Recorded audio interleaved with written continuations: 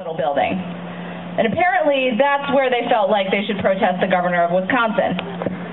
So, I look out my window and there's circles, and there were 3 buses lined up in front of my office, and they were marching around in matching green t-shirts, chanting, "Hey, hey, ho, ho, Scott Walker has got to go." So naturally, I go down there with the camera. Next thing I know, one of them is arguing with a coworker, and I go to film it, and I have my iPhone, and y'all probably haven't seen my iPhone. It is completely covered in rhinestones. Like, it is obnoxious.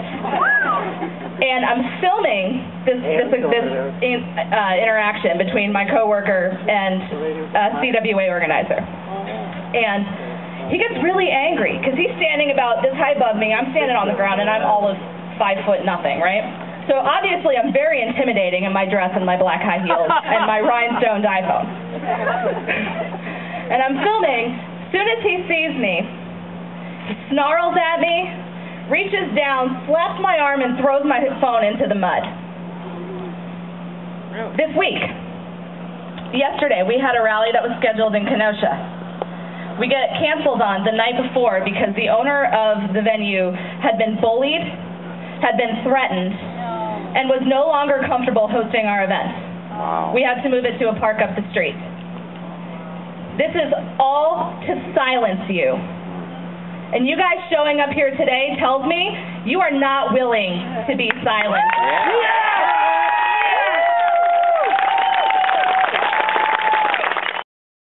Well, thank you very much, everybody. Thanks, Dan, for that kind introduction. It's really a pleasure to stand up here with you today. I'm going to correct Dan on something he said in his speech earlier, which was a great speech, by the way. Mountaintops. Remember that. Shout it from the mountaintops. He said budget repair bill. I like the sound of this. It is now budget repair law.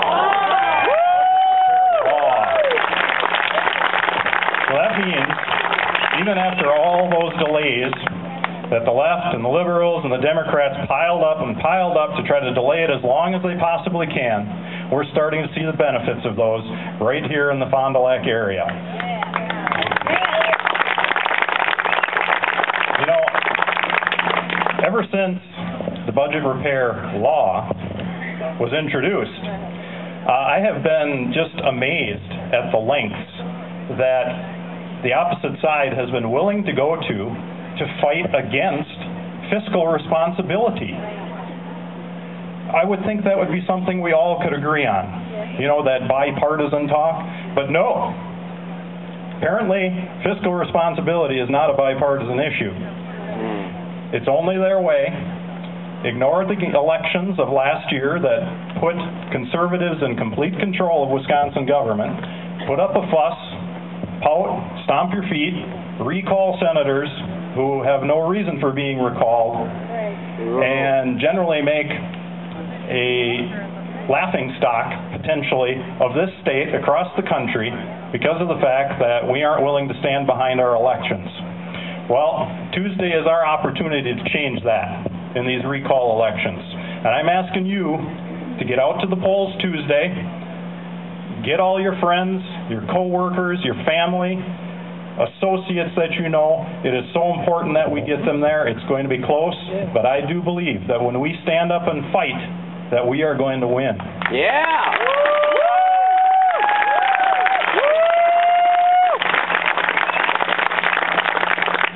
My colleagues and I, we made some difficult choices, but they were the right choices. And you know, the thing about when you have to explain, when I've had to explain my vote to people about what I did in the Capitol and how I voted, I have no problem explaining that. Because you know, when you believe in something, it isn't hard to tell people why. I don't have to make it up. Yeah. I don't think you do either.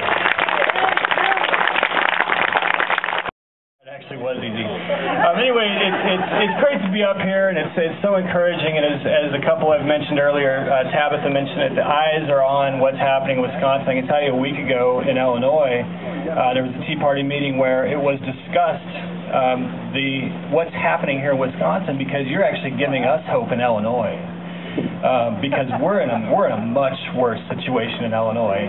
And I can tell you, it's in our activism here in the next few days. You know, you hear friends don't let friends drink and drive. Well, Tea Partiers don't let friends vote alone.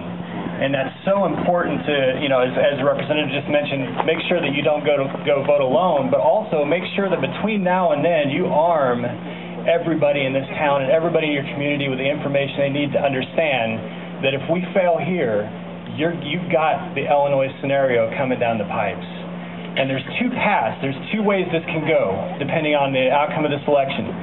The first path is Illinois with $13 billion in the hole and a government that refuses to address the scenario. What did they do? They raised taxes, state income taxes, 67%. They I don't know what the number is, tripled the corporate rate tax, where it actually benefits you guys right now because our businesses are fleeing across the state line. Thank you. You're welcome. We got some left-wing senators will send you. You can move here.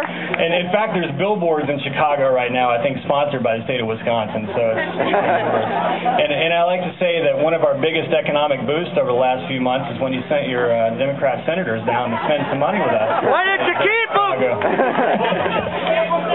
But that's the one path, though. Seriously, that's the one path, and that is going to be the outcome if we lose here. That's what's going to happen because Illinois is in a deep, deep hole. And it's Bush's fault. Now, on the other side of it, as Dan mentioned earlier, you've got Scott Walker and this courageous legislature, thanks to you and the hard work last year. Go ahead and give yourselves a hand for that. You've got Wisconsin lost 150,000 jobs in the 3 years previous to Walker taking office. In June, as Dan mentioned, 9,500 jobs were added. On the other path, in Illinois, in June, we lost 7,200 jobs, I believe, roughly 7,200 jobs. You see the contrast between the two directions this could go.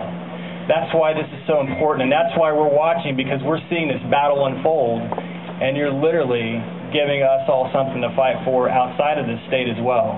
Yeah. So please, please, please don't vote alone. Make sure that the information gets out there. Make sure that people understand how much is at stake, depending on what happens this Tuesday. And just keep up the fight. Keep doing what you're doing. Make sure that the representatives and folks that are showing up to be a part of this, they get your support. And, of course, Tea Party Express and all the organizations involved. And thank you so much for coming out and supporting us. Yeah. Great job, Eric. It is a national coalition that is watching you. And, Eric, by the way, somebody actually told me this very true fact. Do you know why Iowa doesn't have a professional football team? Because then Illinois would want one, too.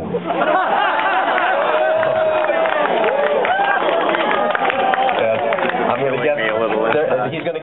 The flag to drape the coffin. Yeah, against the recalls, yeah. Of a father, brother, friend. Yeah.